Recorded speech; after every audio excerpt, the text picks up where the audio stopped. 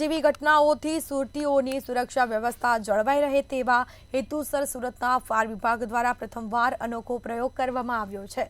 નવરાત્રિમાં આ વખતે વડાપ્રધાન મોદીના સ્ટેજ પર વપરાતા સ્પ્રેનો ઉપયોગ કરવામાં આવ્યો છે।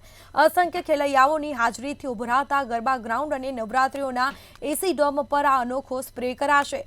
એસી ડોમના કાપડ ઉપર સ્પ્રેનો ઉપયોગ કરવાથી આગ જેવી ઘટના વિકરાળ બને તે પહેલા જ ફાયર વિભાગ એક્શન લેશે।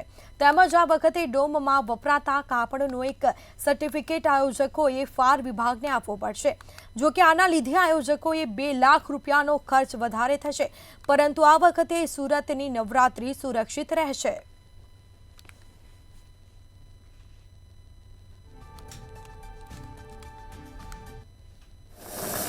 નવરાત્રિ આયોજક દ્વારા જે સ્ટેજ બનાવવામાં આવનાર છે, જ્યાં પડદા રેડ કાર્પેટનો યુઝ કરવાનો છે, જ્યાં આગળ જે ફ્લેમેબલ મટીરિયલ છે, કાપડ છે, ત્યાં આગળ એક વિશેષ પ્રકારના કેમિકલનો ઉપયોગ કરીને જે ફાયર રિટાર્ડન્ટ સ્પ્રે કરવાનો રહેશે, જેના કારણે આગ પ્રતિરોધક ક્ષમતા વધશે અને ફાયર જે થશે, ફાયર બ્રિગેડ પહોંચે તે પહેલાં એને કંટ્રોલ કરી શકાય તે મુજબની એ લોકોને ફાયર રિટાર્ડન્ટ સ્પ્રેનો ઉપયોગ કરી છંટકાવ કરવાનો હોય છે।